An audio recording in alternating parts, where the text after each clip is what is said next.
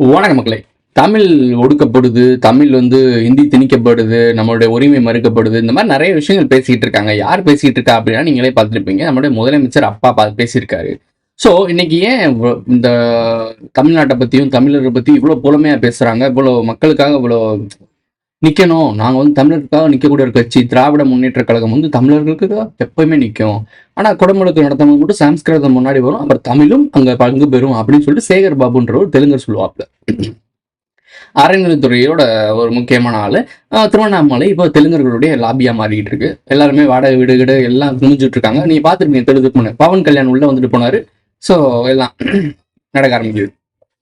இது எல்லாமே ஒரு ஆக்கிரமிப்பு பணி மாதிரி தான். இப்போ சிங்களர்கள் எப்படி உள்ள புகுந்து தமிழர்களுடைய இடத்துல குடிபெயர்ந்தாங்கல்ல, அந்த மாதிரி இப்போ திருவண்ணாமலை சுற்றி நீங்கள் திருவண்ணாமலையில் இருக்கவங்களுக்கு தெரியும், தெலுங்கர்கள் நிறைய பேர் ஆதிக்கம் உள்ள வந்துட்டு இருக்கு. நிறைய லேண்ட் வாங்குறாங்க. ஒரு கோயில் இருக்கு அப்படின்னா கோயிலை சுற்றி இருக்க இடங்கள்லாம் விற்கக்கூடாது, வாங்கக்கூடாதுன்ற மாதிரி வச்சிருக்கணும். கடைகள் மட்டும் வச்சிருந்தா கரெக்டாக இருக்கும். ஸோ அந்த இடங்கள்லாம் வாங்க ஆரம்பிச்சுட்டாங்க அப்படின்னா அந்த கோயிலை ஆக்கிரமிப்பு பண்ணிடுவாங்க. கோயிலை சுற்றி நீங்க நல்லா நோட் பண்ணி பாருங்க. மதுரை எடுத்துக்கோங்க, மதுரை தலைநகரம் தானே. தமிழுக்கு சங்கம் வளர்த்து பெரிய லெவல்ல கொண்டு போனது மதுரை தான். ஸோ தூங்கா நகரம் என்னென்னமோ புகழ்பெற்ற தமிழுக்கும் மதுரைக்கும் பயங்கரமான கனெக்ஷன்ஸ்லாம் இருக்கு. ஸோ தமிழ்நாட்டில் இருக்கக்கூடிய மீனாட்சி அம்மன் கோவில் இருக்குல்ல, ஸோ அந்த கோவிலை சுற்றி நீங்கள் பார்த்தீங்கன்னா தமிழர்கள் இருக்க வாய்ப்பே கம்மி, ரொம்ப ரொம்ப கம்மி. எல்லா லேண்ட்லேயும் செட்டிகள் இருப்பாங்க. செட்டிகள் நோட் பண்ணிக்கோங்க, செட்டிகள். அப்புறம் நார்த் இந்தியன்ஸ் இருப்பாங்க. பல வணிகர்கள், மிகப்பெரிய வணிகர்கள் மட்டும் தான் இருப்பாங்க. வணிகர்கள் மட்டும் இப்படி ஒரு கோயிலை சுற்றி இருக்காங்க. நாட்டுல மழை கிடையாது, விவசாயம் கிடையாது, ஏழைங்க துட்டு இல்லாம கஷ்டப்படுறாங்க. ஆனா உங்க கும்பல் கிட்ட மட்டும் துட்டு வந்துகினே இருக்குது. எப்படி செட்டு? உங்களுக்கு கஷ்டம் இருக்கிற வரைக்கும் நம்ம கையில காசு இருக்கும். நாங்கெல்லாம் உஷார் ஆயிட்டோம்னா நாங்க ராஜஸ்தானுக்கே போயிடுவோம். அவங்களுக்காக தானே இந்த கோயில் கட்டப்பட்டிருக்கு. அப்போ அவங்க தான் நாங்கள் மோனோபொலி பண்ணுவாங்க.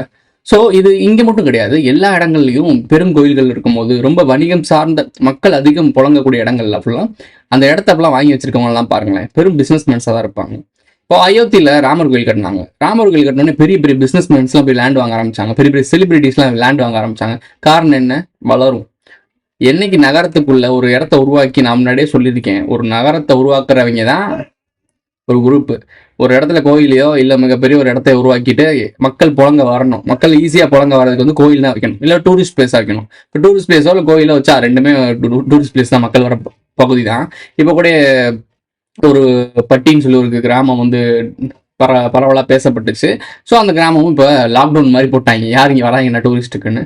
ஸோ அடிப்படை வசதி கூட அங்கே இல்லை, கழிப்பறைகள் இல்லை, டூரிஸ்ட் தங்குறதுக்கு விடுதிகள் இல்லை, ஸோ ஹோட்டல்ஸ் இல்லை, எதுவுமே இல்லைன்னு சொல்லிட்டு பிளாக் பண்ணி வச்சிருக்காங்க. இப்போ இன்னும் கொஞ்ச நாள் வச்சு என்ன பண்ணுவாங்க, ஒரு பூங்கா கட்ட போறேன்னு சொல்றாங்க. அது கொஞ்சம் டெவலப் பண்ணி அந்த இடத்துல டூரிஸ்ட் பிளேஸா மாற்றுவாங்க. ஒரே ஒருத்தர் ரீல்ஸ் பண்ணி தனி ஒரு நபர் நினைத்தால் ஜெகத்தையே மாற்ற முடியும்னு சொல்லுவாங்க. அந்த மாதிரி ஒரு நபர் இந்த ஊரே ட்ரெண்ட் ஆக்கி விட்டாப்ல, ட்ரெண்ட் ஆக்கப்பட்டிருக்கு. சரி, இப்போ மேட்டருக்கு போவோமா? ஐயா என்ன சொல்றான்னு கேட்டுவாங்க.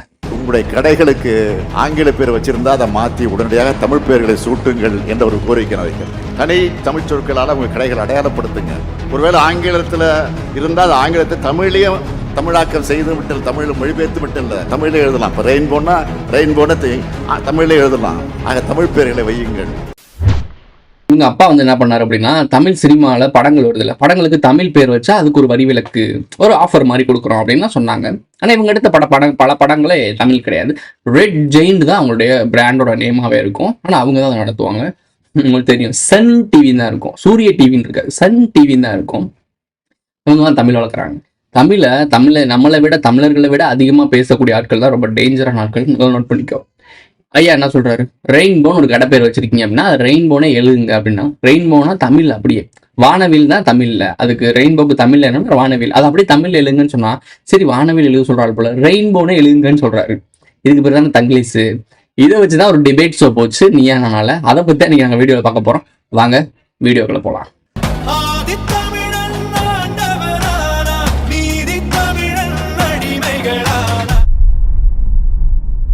ஒரு முதலமைச்சர் அவர்களே இந்த மாதிரி தங்கிலீஷ்ல எழுத சொல்றாரு அப்படின்னா இவங்க தான் ரொம்ப ஆசைப்பட்டாங்க. மாறு பெரியார்னு சொல்லுவாங்கல்ல, ஈவேரா ராமசாமி நாயக்கர், அவர் தான் ரொம்ப ஆசைப்பட்டாரு. என்ன ஆசைப்பட்டார் அப்படின்னா, தமிழை விட்டு ஒழிங்க, தமிழ் சனியன் விட்டு ஒழிங்க, அதுக்கு பதில் ஆங்கிலத்தை பயன்படுத்துங்க அப்படிலாம் சொன்னார். தெரிஞ்ச விஷயம் உங்களுக்கு. அறிவியல் மொழி இல்லை, காட்டு முராண்டி மொழி அப்படின்னு சொல்றாங்க. தமிழ்ல இருக்கக்கூடிய இந்த அறிவியல் நுட்பங்கள் இல்லைன்றாங்க. பன்னெடுங்காலமாக 10,000 ஆண்டுகளாக பரிணமித்து அது பயணிச்சு வந்துட்டு இருக்கு அப்படின்னா அதுக்கு எவ்வளோ நுணுக்கம் இருக்கும், அதோட வேல்யூ எவ்வளோவா இருக்கும். அதில் லகரம் நமக்கு தமிழ் புலமை கிடையாது, ஆனால் அதோட வேல்யூ தெரியும், தமிழோட ஒர்த்து தெரியும். ஸோ பல்லாயிரம் ஆண்டுகளுக்கு முன்னாடி இருந்து தமிழ் கொண்டு வரப்பட்டிருக்கு அப்படின்னா, ஏன்னா மூத்தோளால் பிரசவிக்கப்பட்ட ஒரு மொழி தானே. தாய்மொழின்றதுக்கான மீனிங்கே மூத்தோல் உருவாக்குனதால தான். அப்போ நமக்கு எல்லாருக்குமே தாய். ஸோ அவள் மூலியமாக வந்தது தான், இந்த பேட்டர்ன்ஸை உருவாக்குனதால தான். ஸோ அப்போ அங்கேருந்து உருவானதுனால தாய்மொழின்னு வந்துச்சு. இந்த தாய்மொழின்னு சொல்கிற மொழிகளுக்கெல்லாம் தாய்ன்னு சொல்லுவாங்க. மனிதர்களுக்கெல்லாம் தாயாக இருந்தவ உருவாக்குன மொழி தான் தாய்மொழி. So simple matter. தமிழ் தாய்னு ஒரு செலவு வைக்கிறாங்க, இல்லை யாருக்கு வைக்கிறாங்க, மூத்தொழுத்தா வைக்கிறாங்க. ஆனால் அவங்க தமிழ்னு சொல்லிட்டு ஒரு லெட்டருக்காக செலவழிக்கிறாங்கன்னு சொல்லிட்டு இது ஒரு விஷயமா போகும். அது சொல்ல மாட்டானுங்க, ஆனால் மறைபொருள் தான். டிபேட் ஷோவில் என்ன சொல்கிறாங்க அப்படின்னா, தங்கிலீஷில் எழுதுறது வந்து ஈஸியாக இருக்குது. தங்கிலீஷை பற்றி பேசுகிறேன் பாருங்க, நான் பேசுகிறேன் பாருங்க, நானே தங்கிலீஷ்லாம் டைப் பண்ணுவேன். ஸோ அப்படி பண்ணுறது நம்ம வந்து பழக்கி விட்டாங்க, அப்படி வேற ஒன்றும் கிடையாது. தமிழோட புலமை அதுக்கு தான் தமிழ் டச்சா டைப்பிங் கீபேடு இன்ஸ்டால் பண்ணி வச்சுருக்கோம். ஸோ தமிழ் நம்ம டைப் பண்ணிடுறோம், இல்லை வாய்ஸ் ஓவரே வந்துருச்சு. சரி, டைப் பண்ணுறது தான் நமக்கு இந்த காணா நானா சில ஸ்பெல்லிங் மிஸ்டேக் வருது அப்படின்னா, அதை வாய்ஸில் சொன்னோன்னா அதுவே கொண்டு வந்துடும். அதில் உனக்கே ப்ரொனன்சியேஷன் தெரியும் பார்க்கும் போதே. அதோடைய விஷயங்கள் புரிஞ்சுக்கிட்டு அதை நீ கிளிக் பண்ணால் அது ஆட்டோமேட்டிக்காக ஜென்ரேட் ஆயிரும். அதை நீ அப்படியே டைப் பண்ணிடலாம். இல்லை தங்கிலீஷில் டைப் பண்ணாலே அது மேலே தமிழில் காட்டிடுது. ஸோ அது ஈஸியாக தமிழில் நம்ம டைப் பண்ண ஆரம்பிச்சிடலாம். ஸோ இந்த மாதிரி டெக்னாலஜி வளர நம்ம தமிழை இப்படி தான் கொண்டு போகணும். இப்போ டெக்னாலஜி வளருன்றதுக்காக தமிழை தங்கிலீஷாக மாற்றக்கூடாது. தமிழை தங்கிலீஷாக மாற்றுறதை விட நம்ம டெக்னாலஜியை வச்சுக்கிட்டு தமிழை வேற லெவலில் கொண்டு போகணும். அதாவது டெக்னாலஜி கொண்டு வர டைப்பிங்லேயே கொண்டு வந்துட்டானே, அதுக்கான ஆப்ஷன்ஸ்லாம் முதல்லாம் கொண்டு வர மாட்டாங்க. இந்த தமிழ் வந்து டைப்பிங்கு, தமிழ் கீபோர்டு இதெல்லாம் கொண்டு வரது ரொம்ப கஷ்டமாக இருந்துச்சு. இப்போ எல்லா சாஃப்ட்வேர்ஸும் ஈஸியாக கொண்டு வந்துருச்சு. ChatGPT, ஜெமினி எல்லாமே, நீ இருக்கக்கூடிய ஏஐ டெக்னாலஜி எல்லாமே தமிழ் பேசுது. முதல்ல நம்ம கேட்கும் போது எனக்கு தமிழ் தெரியாதுன்னு சொல்லிட்டு இருந்துச்சு கொஞ்ச நாளா. ஆனால் அதுக்கப்புறம் தமிழ் நம்மளை விட புலமையாக பேசுது. கொஞ்சம் மிஸ்டேக் பண்ணிட்டு இருக்கு. ஸோ இப்போ வந்து ஏஐ டெக்னாலஜி தமிழை புலமையாக பேசும்போது பல்லாயிரம் ஆண்டுகளாக வாழ்ந்துட்டு இருக்கேன், நம்ம தமிழை புலமையாக பேசலாமே. இப்போ ஒரே ஒரு விஷயம் தான், நானும் ஆரம்பத்தில் தமிழில் தான் கிளியராக பேசிகிட்டு இருந்தேன், ஓரளவுக்கு தமிழில் பேசிகிட்டு இருப்பேன். இப்போ போக போக ஏன் அப்படி ஆயிடுச்சு அப்படின்னா, நான் உங்க கூட ஃப்ரெண்ட்லியாக உங்க கூட ஜோயிலாக பழகணும் அப்படின்றதுக்காக தான் இங்கிலீஷையும் கலந்து பேசிகிட்டு இருக்கேன். தூய தமிழை காப்பாற்றுறதுக்கு நான் தான் அப்படிலாம் கிடையாது, அதை காப்பாற்றுறதுக்கு எவ்வளோ பேர் இருக்காங்க. பட் அதை அழிக்க விடாமல் பார்த்துக்கிறது நம்மளுடைய கணக்கு. தங்கிலீஷில் பேசுகிறத முடிஞ்சாலும் தவிர்த்துக்கோங்க, தமிழ் டைப்பிங் வரும். ஸோ இந்த நீ நான் என்னெல்லாம் சொல்கிறாங்க அப்படின்னா, எங்களுக்கு இது ஈஸியாக இருக்குது, கம்ஃபர்டபுளாக இருக்குது. இது இப்போ வந்து தமிழ் டைப் பண்ணி ஸ்டேட்டஸ் போட்டால் பூமாருன்றாங்க. ஏன்னா இது நானே ஃபீல் பண்ணேன். எங்கள் வீட்டில் நான் ஸ்டேட்டஸோ ஏதோ ஒன்று போடும்போது யாருக்கும் பிறந்தநாள் வாழ்த்து சொல்லும் போது இல்லை டைப் பண்ணி பேசிகிட்டு இருந்தேன். என் சிஸ்டர் தான் நினைக்கிறேன், என் அக்காவுக்கு நான் பேசிகிட்டு இருக்கும்போது ஏதோ டைப் பண்ணும்போது தமிழில் டைப் பண்ணி அனுப்பிட்டேன். என்ன தமிழ்லாம் பேசுகிற அப்படின்னு கேட்குறேன். என்னங்கடா தமிழ், இது நான் நார்மலாகவே வீடியோஸில் எல்லாத்துக்கும் கமெண்ட்கள் எல்லாமே தமிழில் தான் நான் ரிப்ளை பண்ணிட்டு இருப்பேன். அங்கே அவங்க கேட்கும்போது அவங்களுக்கு புதுசாக இருக்குது போல் தமிழில் டைப் பண்ணணுன்னே. அப்புறம் என்ன கீபேடை யூஸ் பண்ணுறேன்னு சொல்லிட்டு கேட்டு வாங்கி அவங்க இன்ஸ்டால் பண்ணி யூஸ் பண்ணுறாங்க. ஸோ என் ஃபேமிலியிலே இருக்கவங்களே வந்து அவங்களும் இத்தனைக்கும் தமிழ்லாம் படித்தாங்க, தமிழ் மீடியம் தான் படிச்சிருக்காங்க. அவங்களுக்கே இப்போ வந்து ஆச்சரியமாக இருக்குது அப்படின்னா, இப்போ இருக்க குழந்தைங்களுக்கு ஃபுல்லாக பெரிய பெரிய ஸ்கூலில் இல்லை மெட்ரிகுலேஷன் ஸ்கூலில் தான் சேர்க்குறானுங்க.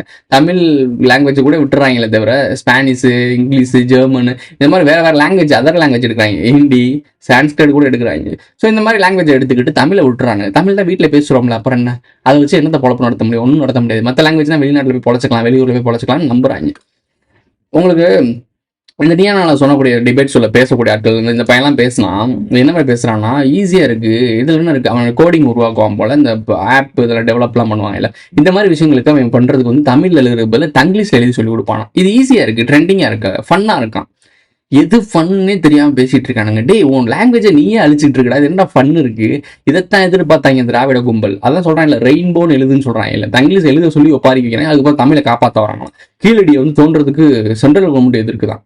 ஏன் நீங்கள் நிதியை வச்சு எத்தனையோ நிதியை வச்சு இன்னும் உங்கள் அப்பாவுக்கு தாத்தாக்கெல்லாம் இப்போ சமாதி கட்டுறதுக்கு கோடியாக கொட்டுறீங்க இல்லை, இங்கே கொட்டுங்க, கொட்டி தமிழோட பெருமையை காப்பாற்றி நிப்பாட்டுங்க. அப்போ உங்கள் அப்பா சமாதி வைக்காட்டியும் ஒரு நடுகள் இருந்தாலும் கூட பரவாயில்ல, உங்கள் அப்பாவோட ஆத்ம சாந்தி அடையும்ல, உங்கள் அப்பா பேர் உலகம் முழுக்க பேசப்படும்ல. பாத்தியா கலைஞரோட பேரை இப்போ பையன் வந்து இத்தனை கோடி செலவு பண்ணி தமிழுக்காக நின்றுருக்காரு, இதெல்லவா பெருமை? இது விட்டுவிட்டு ஒரு சிலையை கட்டிக்கிட்டு பெரிய லெவலில் பீச்சில் சமாதியை கட்டிக்கிட்டு உலகத்திலே இப்போ ஏசியாலே மிகப்பெரிய பீச்சை சமாதி ஆக்கியிருக்காங்க, சுடுகாடாக மாற்றிக்கிருக்காங்க.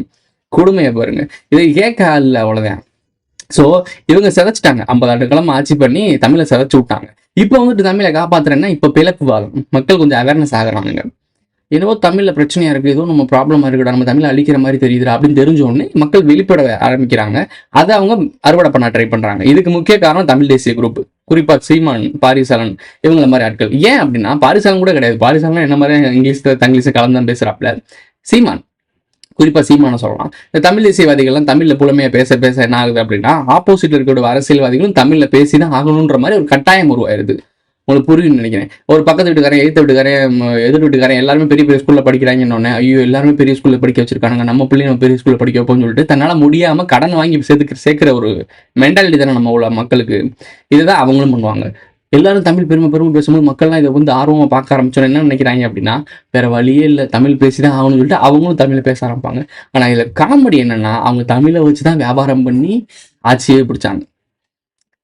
சிரிப்பா இருக்குல்ல அவங்களை கேட்கறதுக்கு. 50 ஆண்டுகள்ல எவ்வளவு காமெடி பண்ணி வச்சு ஒட்டுமொத்த தமிழை எப்படி சதைச்சிருக்காங்க தெரியுமா?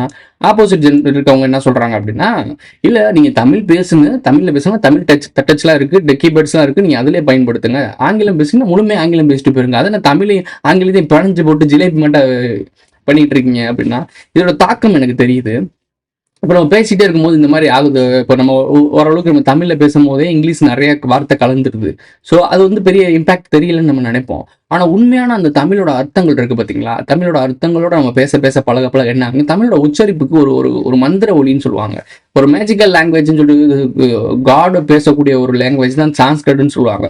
சமஸ்கிருதம் வந்து கடவுள் பேசக்கூடாது, கடவுள் பாஷைன்னு சொல்லுவாங்க. ஆனால் உண்மையிலே கடவுள் பாஷைன்னு நீங்கள் சொல்லணும் அப்படின்னா, அதாவது நமக்கு முன்னோர்கள்னு சொல்லிட்டு நம்ம மனித இனத்தை உருவாக்குன ஒரு முன்னோர்கள் இருக்காங்கல்ல, அவங்க நமக்காக உருவாக்கி கொடுத்த ஒரு லாங்குவேஜ் அப்படின்னா நீங்கள் தமிழ் தான் சொல்லணும். ஸோ அப்போ அந்த தமிழை எடுத்த ஆட்டையை போட்டு வணிக கும்பல் உலகம் முழுக்க யூஸ் பண்ணுச்சு. ஏன்னா அதுக்கு ஒரு பவர் இருக்கு, பொட்டன்ஷியல் இருக்கு. எது ஒரு மோனோபுலி பண்ணுது, எது ஒரு ஸ்பெசிஃபிக்கா இருக்கு, ஒரு யூனிக்கா இருக்குன்னா அதை ஆட்டை போடுவாங்க. அதான் இருந்துச்சு. மற்ற நாடுகள்ல எல்லாம் பார்பேனியன்ஸா இருந்தாங்க, எல்லாம் காட்டு வாசிப்பு எல்லாம் தெரிஞ்சுட்டு இருந்தாங்க. நமக்கு நாகரிக கட்டமைப்போட இருந்தோம். இப்போ என்ன ஆகுது அப்படின்னா, அங்க இருக்க மக்களுக்குலாம் ஒரு எஜுகேஷன் கொண்டு வந்து அவங்கள ஒரு வழியா கொண்டு போய் வேற லாங்குவேஜை உருவாக்கி இங்கிலீஷ் உருவானது பாதி மொழி தமிழ்ல இருந்தான். வெள்ளக்காரன் இப்போதானே ரீசெண்டாக தானே ஒரு கொஞ்சம் வருடங்களுக்கு முன்னாடி தானே நம்மளை ஆட்சி செய்ய வந்து பிரிட்டிஷ் நம்மளை ஆண்டுச்சு. ஆனால் 10,000 ஆண்டுகளுக்கு முன்னாடியே இவங்க இங்கிலீஷ் மொழி எப்போ உருவாச்சு, அவங்களோட ஃப்ரெண்ட்ஸ் இதெல்லாம் எப்போ உருவாச்சுன்னு யோசிச்சு பாருங்க. அதுக்கும் தமிழுக்கு ஒரு டிஃப்ரென்ஸை யோசிச்சு பாருங்க. ரொம்ப பீக்ல இருக்கக்கூடியது தமிழ் தான் இருக்கும். ஆனால் அவங்களுடைய தாக்கத்தில் நம்ம தமிழ் இருக்கும், அவங்களுடைய வேர்ட்ஸ் எல்லாம் தமிழ் இருக்கும், அவங்களோட ஊர் பேர்கள்லாம் தமிழ் இருக்கும். காரணம் என்ன? வணிகர்கள். அங்கே வணிகர்கள் போய் தமிழ் பேசி எப்படி இங்கே இங்கிலீஷ் பேசி தங்கிலீஷாக மாத்துறாங்களோ, அங்கே போய் அவங்க நாட்டில் போய் தமிழ் பேசி அவங்க லாங்குவேஜுக்குள்ள தமிழ் பூந்துருச்சு.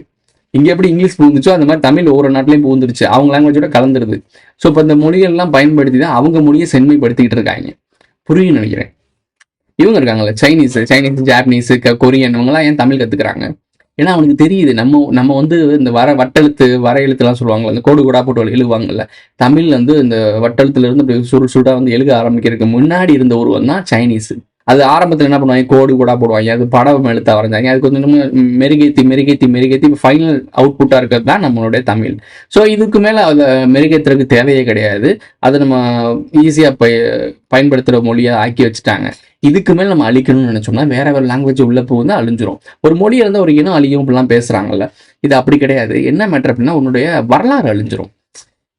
இப்போ மற்ற லாங்குவேஜ்காரன், மற்ற மொழிக்காரன் அவன் லாங்குவேஜ் அழிஞ்சுன்னா பிரச்சனை கிடையாது. ஏன்னா அவனோட தொப்புள் குடி உறவு இங்கே தான் இருக்கு. நாம தான் மெயின் தலைக்கட்டு, தலைச்சன் பிள்ளைன்னு சொல்லுவாங்கல்ல. ஸோ தலைச்சன் பிள்ளைன்றது நாம தான் இந்த சொத்துக்கு உரிமையாளர்கள், அதாவது இந்த மொழிக்கான உரிமையாளர்கள்.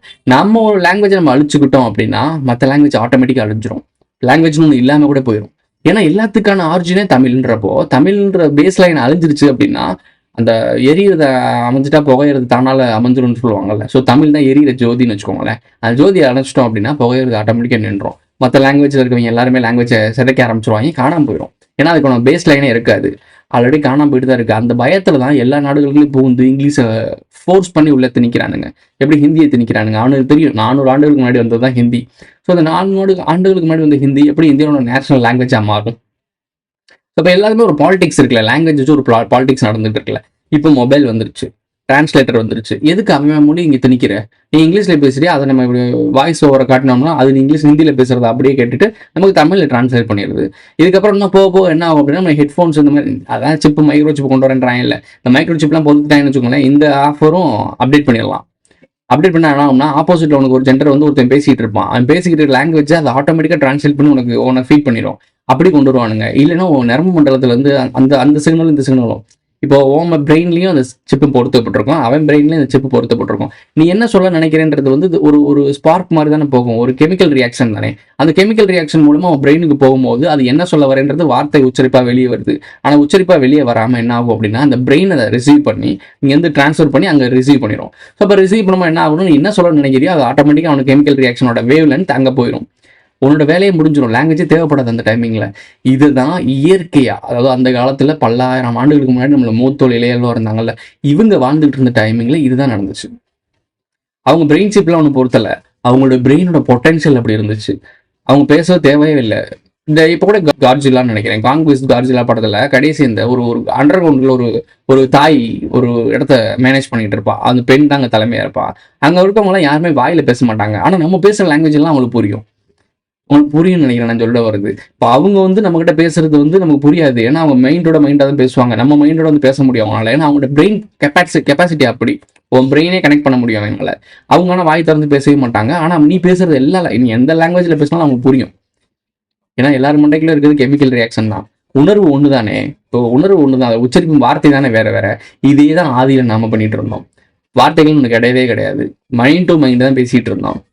போக போக போக போக இது வந்து மனிதனுடைய அந்த வழக்கு உள்ள புகுந்தாங்க இல்லை, மூத்தொழிலையெல்லாம் இந்த இடத்தோட்டு போன பிறகு நமக்கு வந்து ஸ்கிரிப்ட் எல்லாம் கொடுக்கப்பட்டுருச்சு, இப்படிதான் வாழணும், இப்படிதான் பண்ணணும்னு சொல்லிட்டு நமக்கு எஜுகேட் பண்ணிட்டு போயிட்டாங்க.